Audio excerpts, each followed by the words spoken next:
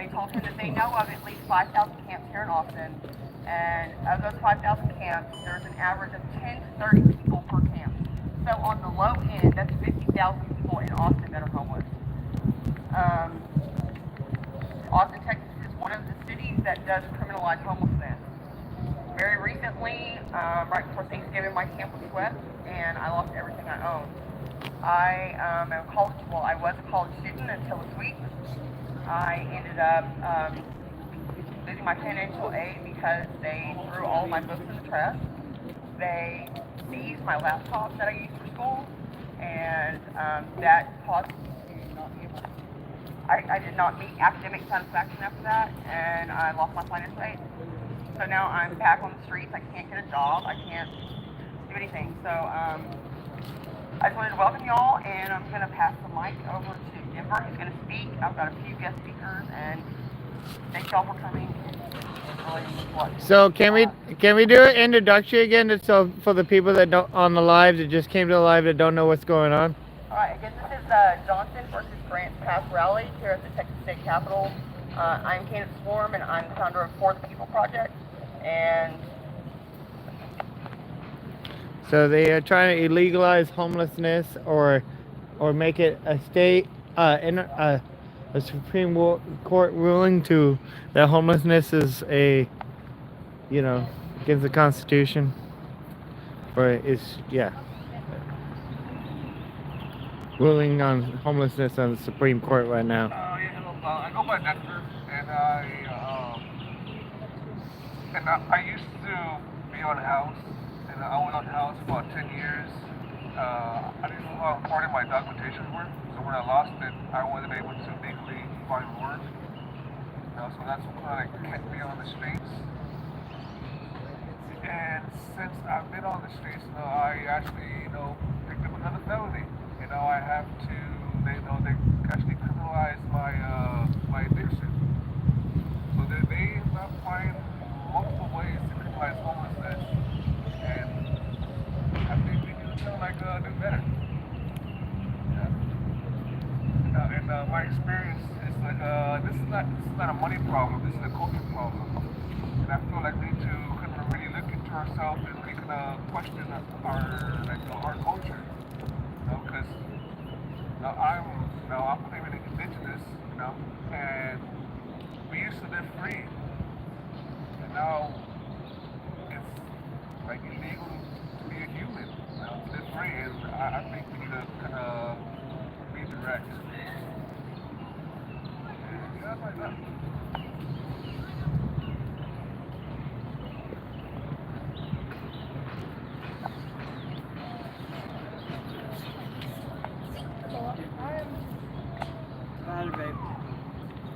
I'm Josiah Ingalls, and I am president and founder of Camp Haven Sanctuary, a homeless shelter just outside of the city in Bastrop County. And we have been operational for 3 years now.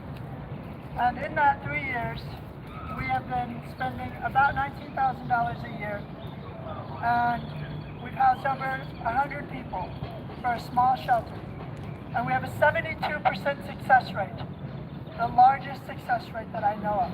Our shelter is proof that the city doesn't need to spend the countless millions of dollars it is spending to house the homeless, but instead they want to sweep all the homeless camps, spend tons of money on that, spend more money on law enforcement, while saying they don't have the money to house homeless people. Well, our shelter is proof that solutions can be made, and we are hoping that the Supreme Court will rule in favor of the homeless people in this nation and stop criminalizing homelessness. The city has the money to spend, and they're spending it already. They just don't want to do the hard work of housing homeless people, because it is hard work. We've been doing this work, and it's not easy, but it is doable, and solutions are out there. Our shelter is proof that we can create solutions without spending tons of unnecessary money. But instead, they want to criminalize homelessness. And the reason that it happens is more to do with politics and profits. As long as there's more people that can't afford housing, then the value of those houses and those rental properties and the sale of houses keeps climbing, making it more unaffordable to live. So we can solve this as a nation. It is a culture issue, but it's more a culture issue of we want them out of sight, out of mind as a society, instead of saying, these are humans, we're not going to throw them away. So I would like to encourage you, please talk to your families, talk to people you know about the homeless crisis, because it is a crisis. When we have the unofficial count is 50,000 for Austin, then you're asking yourself, well, then how is the number only 6,000? That's because the federal government makes it illegal to use any data we have as a local community on the homeless issue. Instead, it has to be point of sight, contact, and count on one day of the year by certified volunteers for the entire nation. In order to count the number of homeless people on that day during those business hours and the way the government wants, we would have to have a little army of people, volunteers, to count them nationwide. And that system is set up literally to make sure that the official count of homelessness and the true depths of the problem doesn't reach the general public. It is little manipulation all the way up to the federal government. And cities and counties have for decades said we should be able to use the data we have, but instead they don't allow that. And so it keeps the general public in the dark of how bad this is. But it's not unsolvable. It is solvable. And we can do it together. Our shelter gets no government funding, and it has only had one grant of $100 in all the time we've existed. So we are proof that together as a community we can solve this. And we're hoping that people will stand with us instead of standing against homeless people. These are humans, and we have to stop the mindset that we're going to throw away humans.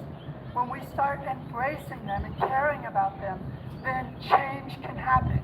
And me and my family are proof of that. Our shelter is the only shelter I know of that is built on private land where our family runs the shelter and lives there with them.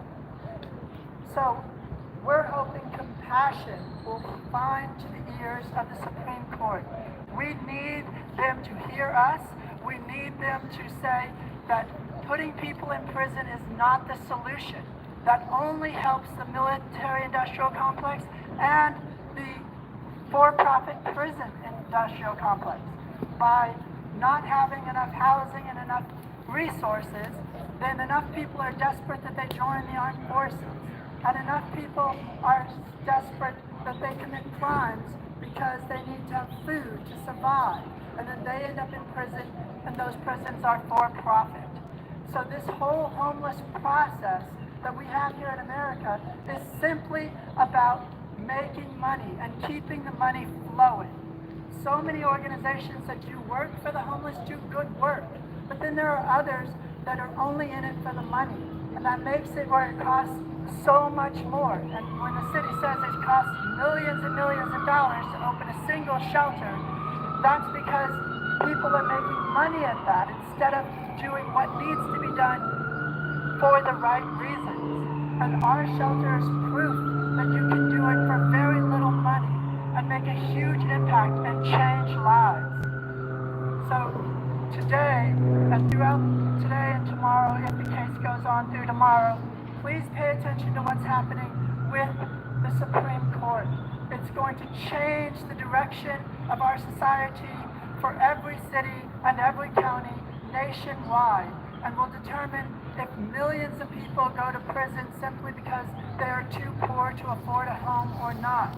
A lot is on the line, and I would like society to wake up and see how much is on the line.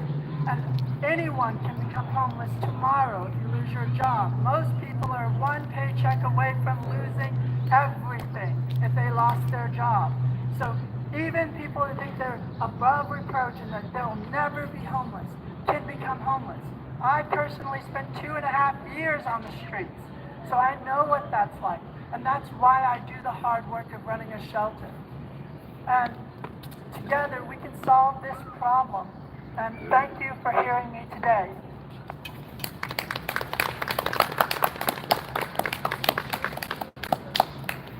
Like Josiah said, there is a real problem here in the United States, and even right here in Austin. So I have an organization for the People Project, and I really think that like self-sustaining communities is another key factor to resolving this issue.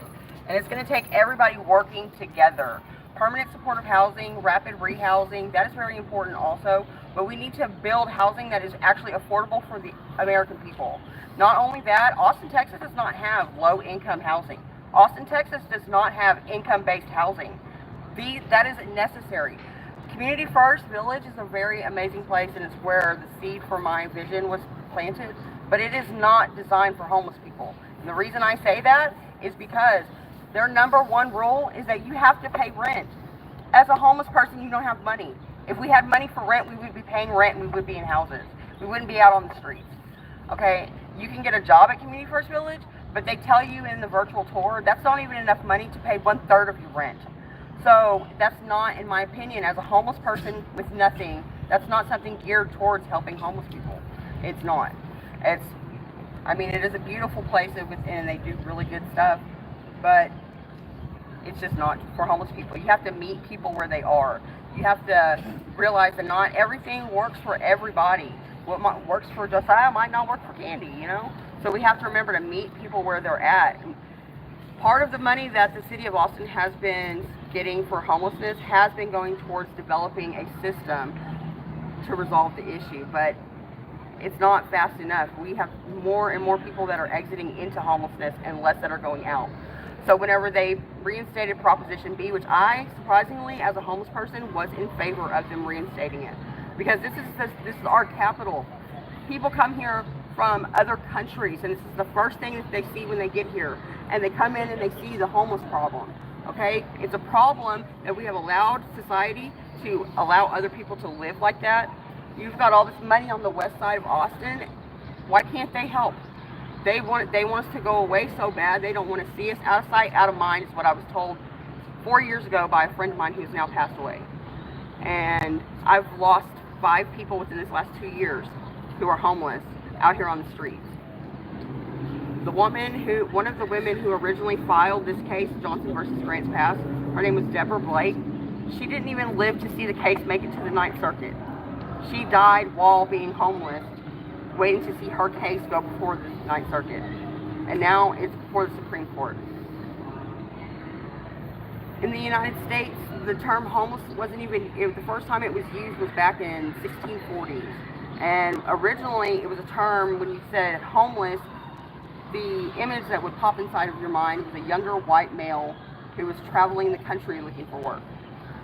As the centuries passed on, the demographic of homelessness has changed dramatically. We didn't even see women and children in homelessness as much as you do now, not until the 1800s with the Industrial Revolution. Okay, and then in the 1900s, you got whenever the civil rights, like black people, they did not get the same treatment as white people. So obviously, whenever they made affordable housing and stuff, black people did not get housing. They were not included in those programs. Then you also have the AIDS epidemic, AIDS and HIV that hit the scene, and whenever that happened, the homeless population exploded again. And then you have Ronald Reagan comes in the 1980s, and he does extreme cuts to the HUD department, cutting the budget by over 50%. Okay, that hurt Americans also. And ever since then, nobody's really, it's just kind of like out of sight, out of mind. We're our society's place. No one wants to look at us. It's getting harder and harder to get help. I live in an area that is kind of outside of Austin. It's a sprinkle. It's over by the Bar Mansion. I am too far to walk to food pantries. Sprinkle Road is too dangerous to drive down. People fly down that road. There was a kid that was flying down that road and hit a cement block on the 1st of this year, January, and he died. Like, going too fast. I don't want to walk on that road. I don't want to do it. And the more that the economy stays the way that it is, Israel and Iran, that is about to, we will be lucky if we will not collapse. You know, and I see the numbers getting bigger and bigger until we work together. And it's going to take all of us to work together. It's going to take multiple solutions. And I can really think some pay cuts in the whole nonprofit sector because people don't need to be making as much money as they're making. I know of an organization where the president makes $10,000 more than what the actual average is for a nonprofit president. Why do you need to make that much more? You know? But I don't know if any of my other speakers are here. I really would like to thank everybody that has come out and shown their support for our unhoused youth. Like I said, it's growing by the day, and we need compassion. We need to stick together. America is headed down a dangerous path, you know, and if we do not correct it, it's just going to keep getting worse. And I would much rather see it get better than see it get worse. You know, America is the greatest nation in the entire world, and we have lost our moral vision in a way. We no longer care about people. I stopped flying a sign because of the look that people would give me. I wasn't aggressive. My signs never even asked for money. My sign just simply said smile, and I still would be looked at like I was trash. People would drive on the opposite side of the road just to be that much further away from me. The very last time I saw the sign, a gentleman pulled up, and I thought he was going to give me some money. I walked over, and he was playing with himself, and he asked me if I wanted to make some money. No, I don't want to make some money that bad. You know, like, that's not cool. So, thank you all. Is there anybody that would like to say something? All right, well, thank you guys. He wants to say something. Sure, yeah.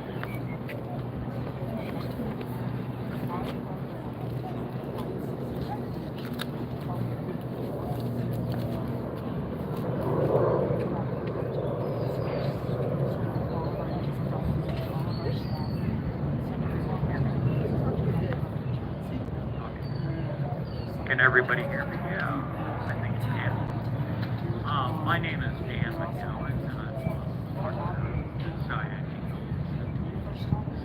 Or saw in the Pasadena long roads and ministry. A lot of people, I'd say the vast majority of people are practicing Christians, as am I. I would like to invite potential Christians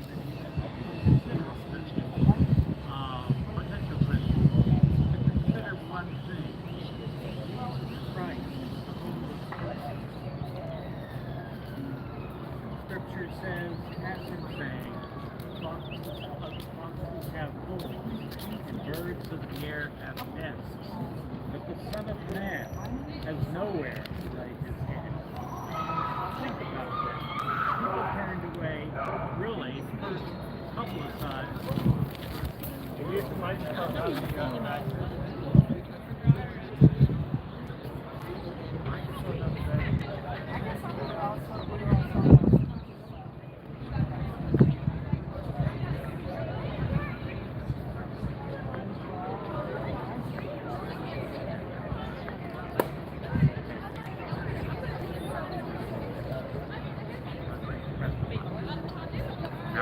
Now it's broadcasting.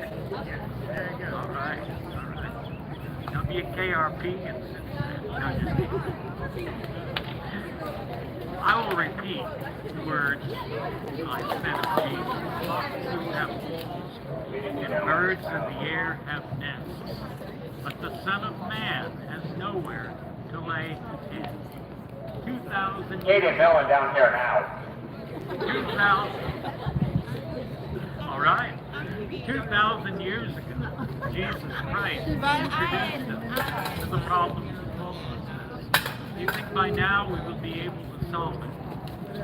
So those who believe in the Christian faith and those who believe in any faith that believes in the rights of people to dignity and freedom, please consider these words and consider your responsibility as a person of faith to reach out and do what you can. Josiah was exactly right in doesn't cost millions of dollars to house homeless people. We've had 20 people living on our farm at one time. And you'd be surprised at the transformation that occurs when somebody finally has a home. The first thing they do is they decompress for about 2 or 3 weeks because they can't believe they get up in the morning and they don't have to pack up. Somebody's coming to throw them off the property.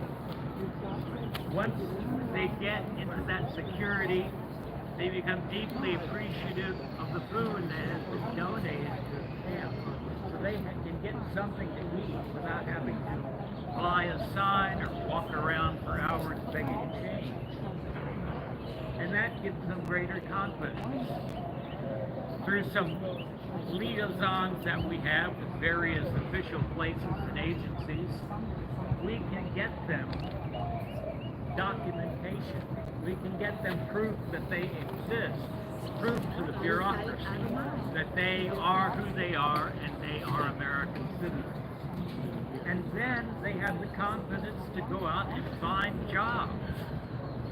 And then finally, once you have a job, a piece of transportation, even if it's just a bicycle, and security at home, and ID, show those who wonder what you are and what you're doing. Once you have those things, you are ready to find your own home. And that can occur in as little as 6 months. Usually takes a little longer, maybe a year, but that's where we get our 72% success rate from people who take it step by step and have the freedom to be able to take a little time to relax, get their bearings, get their confidence. And it all starts, guess what, with having a safe place to live. Even if it's a tent in a pasture, they have a place to live, and that alone works wonders.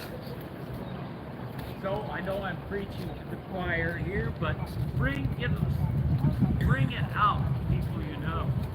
You know, shout it out. Homelessness can be solved. Homelessness can be solved by us doing small things whenever we can.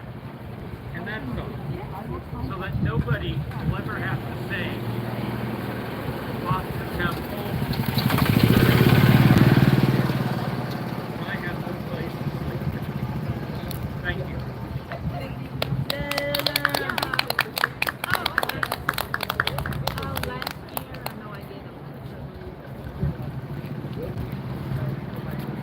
Okay, so I want y'all to picture for me what it would be like if you were to go into, if you were to lose everything right now, and you have no legal documentation, you have no money, you have no cell phone, and you have no family to turn back on.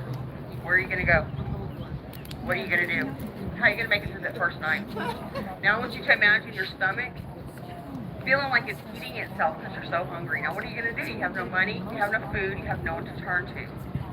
I have eaten food out of dumpsters. I've eaten food that I would actually question anybody else eating. Like, it was not anything pleasant. I remember every single camp I've had actually 3 camps since I've been homeless. I've been homeless for 5 years here in Austin. Thank God it was only 3, but that was because I chose to hide and go into the woods. The first night is always the hardest night because you don't know the area, you don't know what to expect, you don't know if somebody's going to come into your camp and if they're going to assault you. Austin is actually very lucky. We're not receiving the same harassment from police and our residents as in other places like Johnson versus Grants Pass. The people there, Grants Pass, there was a woman that was pulled out of her tent and hit in the face with a baseball bat simply for being homeless. There was an officer that walked up to a family that was sleeping in their vehicle, and they were startled by the officer knocking on the window, and so the officer shot and killed him. We're lucky here in Austin we're not seeing that.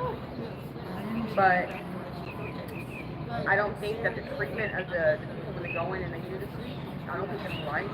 Like I said, I was a college student until that week. I was told that they were going to be removing my van on a Friday. They actually took it on Thursday. So 24 hours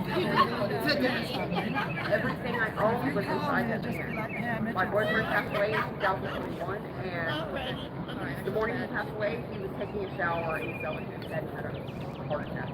So the shirt he took off before he took a shower, I had that shirt folded up and I had it inside of a Ziploc bag and I carried it with me from here. The city threw that in the trash. Now it wasn't just like removing, like they come in and they get like a record hauling the van off, like things that's like picture in your mind. No, they came in with a giant claw machine, picked my van up with a claw machine and it tore into pieces. The crew members that the city subcontracted the cleanup for, they went through my van and picked out the things that they wanted. So actually my laptop was full, probably ended up in one of their shifts. $600 in school books, gone. Loans that I have to pay back to the federal government, gone. Like I know I can't go to school. I spent the last year going to Christian University. I can't, and for some reason, my high school has lost records of my high school graduation now, so I can't even get into another school after this time. Did the city take into consideration me as a person? No, they just saw another homeless person crashing into Greenville. They didn't see a college student who had already suffered at one of their service providers, these awesome service providers. I was given a phone by one of I was given a cell phone to the Austin area urban league. I was on Unhoused Community Council. We were supposed to be a council of people that represented our homeless community. We were going to meet once a week and discuss everything that was going on. And they gave us cell phones that was powered to mobile as compensation for serving on the council. That was in June, July of 2021. And then in August of 2021, T-Mobile suffered a massive cyber attack. 55 million Americans accounts were breached, and the Urban League was one of the accounts that was breached. But the Urban League failed to notify any of us council members, and now my personal sensitive information is on the dark web, and I can try to get that off there. So everything I had done up to that point basically went in the trash. As a homeless person, I managed to get my EIN number, I managed to get my certificate information, I managed to adopt my laws for my nonprofit. The only thing for the People Project left is a 501c3 certification. Now, with anybody who has the right amount of money being able to go purchase my identity, I've had to pause all operations for the People Project. Because I don't want somebody to steal my dream. It already felt like my dream was stolen from me to begin with. And this is at the hands of one of the city service providers. Okay, so then after that, I didn't know what to do, so that's whenever I enrolled in school. And now I can't even go to school. So my rights to life, liberty, and pursuit of happiness were thrown in the trash just like that. And I'm one of many. I mean, there's many people here in Austin that are going through it. Disabled senior citizens, people that don't have the mental capacity to know yesterday from today, people who are disregarded, they're thrown to the side, are veterans. That is disgusting to me. We live in a country that our men and women sacrifice being around their families every day so that they can protect our freedom. And then when they come back home, we throw them in the trash. And then we talk crap to them because they have to sit out on the street corner with a sign begging for money whenever they sacrifice everything for the freedom that we take for granted. I don't know. Unless we work together to resolve this, it's going to get worse.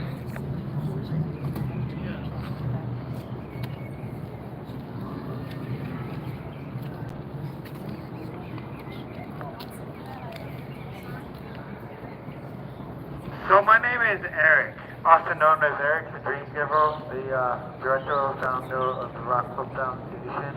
I've been working with homelessness rights, and other community efforts through the last 20 years. I've been doing this work since I was 16 years old. Right? They kicked me out of school for being homeless when I was 16 years old. They literally, the principal walked me to the fence in front of the school, and they told me if I didn't have a place to live, that they didn't want me to go to their high school.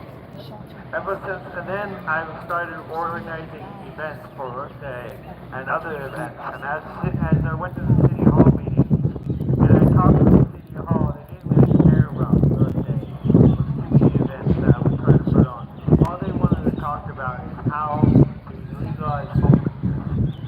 rid of the homelessness like it's some type of limit or some type of play.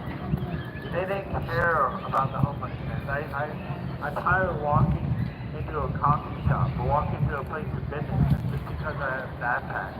People discriminate against it. So 20 years ago, I saw this problem coming to effect. I saw the problem of the illegalization of homelessness. It's been a part of our society for a long time, and I've seen this coming, for a long time ago. And maybe to the people, the guy who read my stars and says, you're the man living in the future. And you don't realize you're not living right now, but you're living in the future. And realize, the future, we're trying to legalize homelessness. Making it homelessness is something that, the problem is the homelessness is not a choice. If somebody didn't wake up one day and decide, you know what, I want to sleep outside, I didn't want to have nothing. Maybe somebody did make that decision. And maybe that should be their right to make that decision if they wanted to make that decision. But they didn't make that decision. You should symbolize it whether or not they made that decision or not. They made a decision, that's fine. If they didn't make that decision, that should be fine as well. Who's you to say that not allowed? I mean, I understand that you don't want a homeless person to find your place where you live or in front of your business when you're trying to conduct business. But there should be the person should be never exist word without discrimination against oppression. Because I believe oppression causes depression, and depression causes addiction, and addiction causes illness, and mental illness, and it's all caused from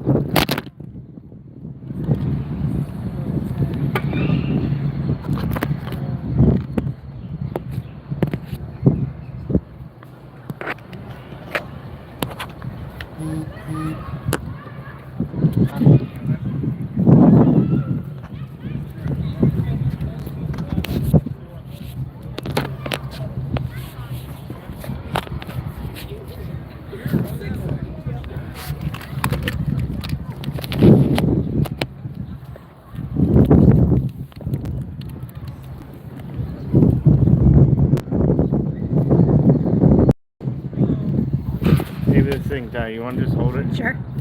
I gotta leave in 10 minutes, but I'll hold it. Alright, I'm almost done.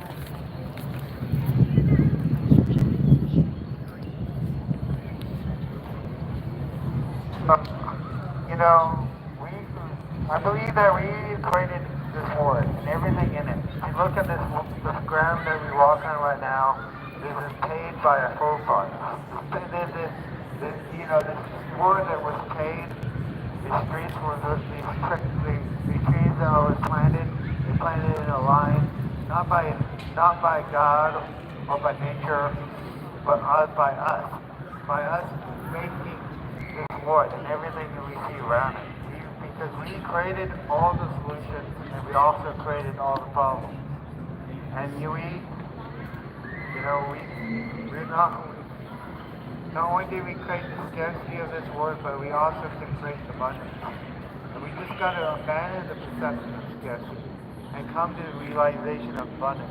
Come to the realization that it's more than enough for everybody in this world, and that we have the technology to provide for everybody in this world. And then we just got to work together to make the world a better place. I believe that everybody have a dream, purpose in this world, to make the world a better place in their own unique way. And that we all want to work together to make the world better. And what we need to do is do that. We need to accomplish our dreams, accomplish what it is to make this world better.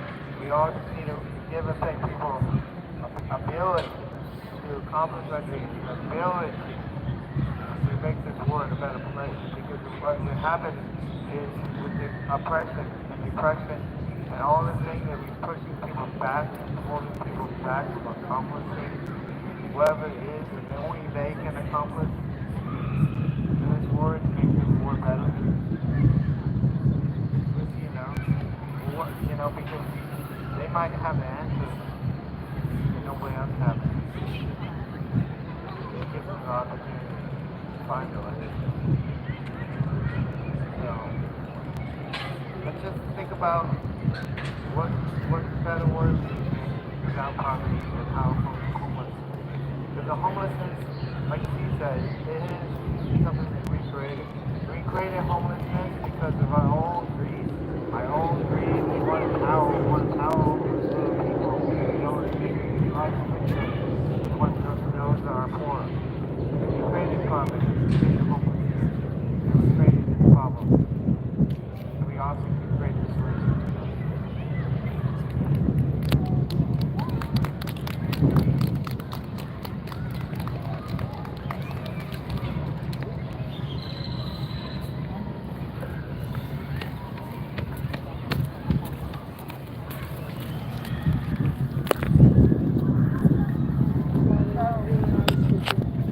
The Johnson versus Grant Pass case, it is before the Supreme Court, so this is going to be a national ruling, and they don't expect to come to a ruling until June. So the next 2 months are going to be, a lot of people going in. You're going to have like organizations that are going to be testifying on behalf of the side of Johnson, and then you're going to have people that are testifying on the side of Grant Pass. But really, like I heard them say, when it comes down to it, it's a moral issue. These are people. We're human beings. We, like you said, none of us choose. No one in the world wakes up one day and they're like, you know what? I think I'm going to say, forget having running water and a toilet. Forget having a shower. Forget having protection from the elements. And I'm just going to go live in a tent because that is so awesome. I'm telling you, tents are not awesome. My body hurts so bad. I am 37 years old, and some days I feel older. I feel like I'm 50 years old because my body hurts from getting up and down off the ground. Once I got my van, Austin Mutual Aid, an amazing organization, they actually bought my van that the city threw away, and I lived in it. And now I don't have that city. Like I am not like your typical homeless person. Like I said, I was in favor of Proposition B because that was it disgusted me to see people living like that. I don't know how it didn't disgust them. But then I asked people, why are you under the bridges? And they say the reason why we go under the bridges is because we feel safe.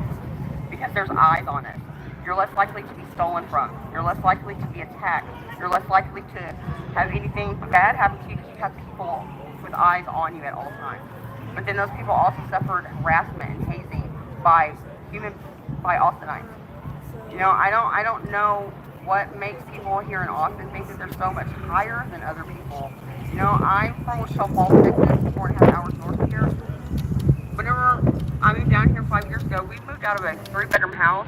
We paid $425 a month for a 3-bedroom house. My sister pays almost $2,000 a month for a 3-bedroom apartment. She's a single mother. She works at Samsung, and she makes almost $30 an hour, and she can barely pay her bills by herself. $30 an hour, and she can barely pay her rent. That's a problem. And I don't know how many times Ashley has received notification that she needs to pay her rent or she needs to vacate the property. My family has been homeless here in Austin. Fortunately, my family was able to work together. While I was experiencing homelessness with my boyfriend, they were experiencing homelessness in a hotel. And it was very lucky, but my sister and my dad, they did what they had to do to make sure that my nieces did not have to be out here on the street.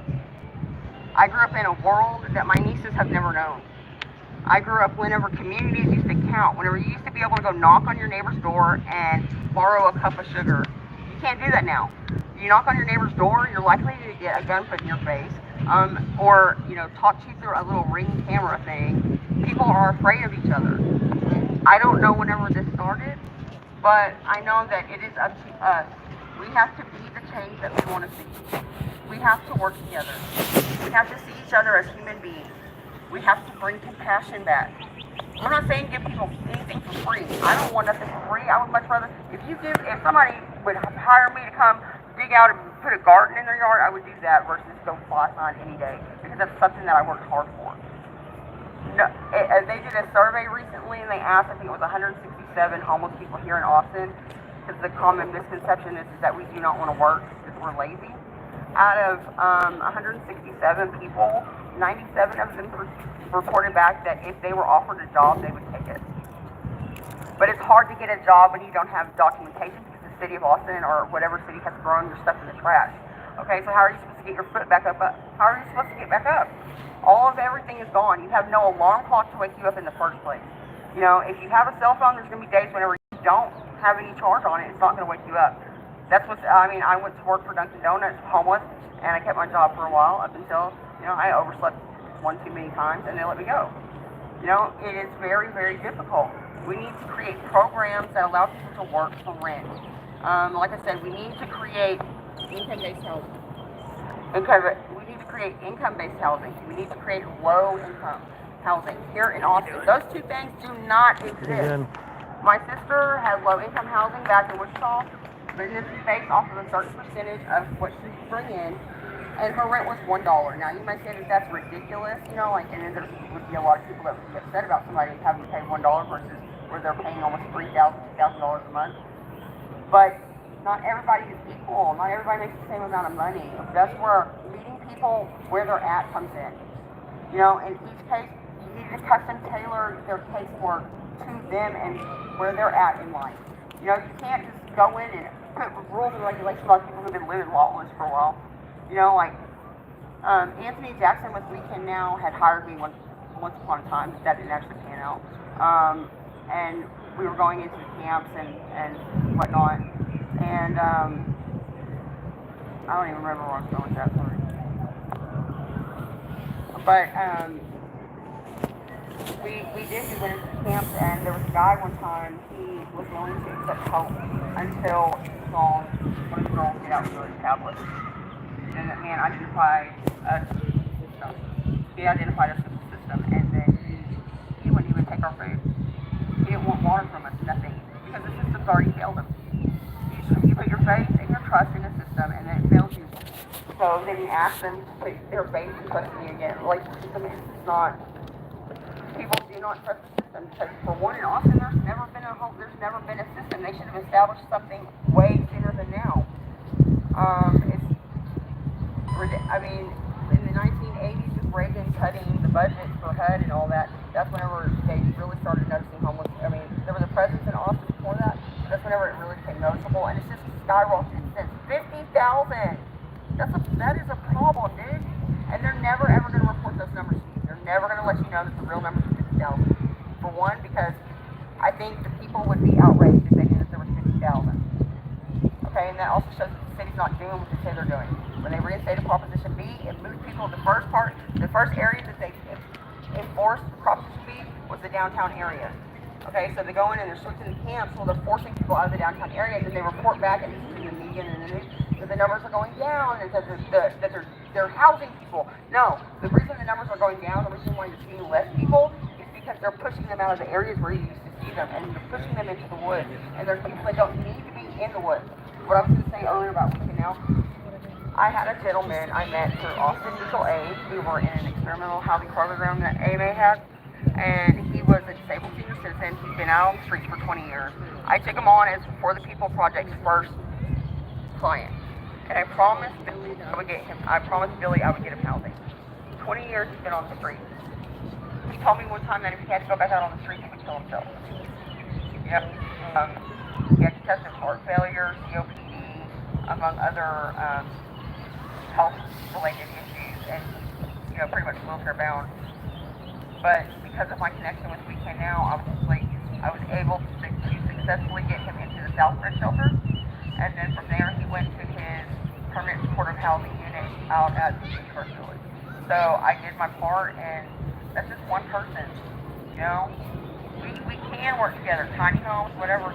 I'm opting for a community or self-sustaining community. For the People Project aims to build self-sustaining communities, beginning in Austin and then nationwide. When I say self-sustaining, it would house all the resources that a person can need within the community, such as like a VA-approved clinic, so our veterans would be able to use their benefits within their own community. Veterans would receive free room and board for their service. We would also help low-income families, single-parent families, victims of trauma, drug addicts and alcoholics, those that are caught up in the criminal justice system. And it would house all the resources, and each one of those resources would create jobs. So that way, the resource of employment would be there. And that creates an economy within the community. And that is what allows it to be self-sustaining. And it minimizes the amount of federal funding that is needed, and that is a relief on the federal government, and the state governments, and the local governments. So I think that this case is going to make or break America. I really do, because of the amount of people that are homeless. And I think that if they don't rule in Johnson's favor, then it's going to get really ugly. I mean, it's already going to get really ugly. I foresee it, But we can do this. Even baby steps at a time, we can do this. So that's all I've got. I don't know if anybody else wants to say anything. All right. Well, thank you guys so much for coming out. I appreciate it. I didn't really expect anybody to come. I did organize it last minute. And please keep the Johnson versus Grants Pass case on your mind, and go on social media and share johnsonversusgrantspass.com. It'll give you any updates for the case. Like I said, it is a monumental historical moment for homeless people. We're the only demographic that's not a protected people under the Constitution, Civil Rights Movement, or Civil Rights Act. So, I just want y'all to remember that, and try to engage in one act of compassion today towards the homeless person. All right, thank you.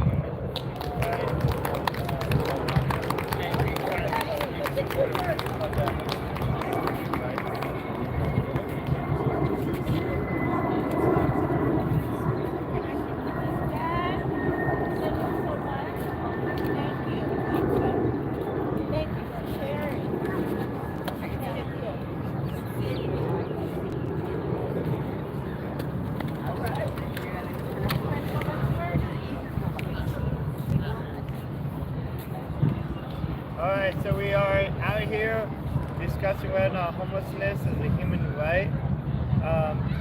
It's going before the Supreme Court right now.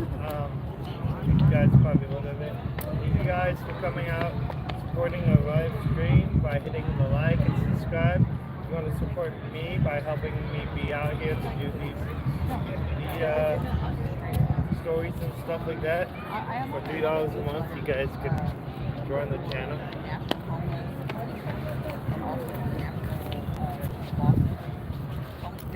So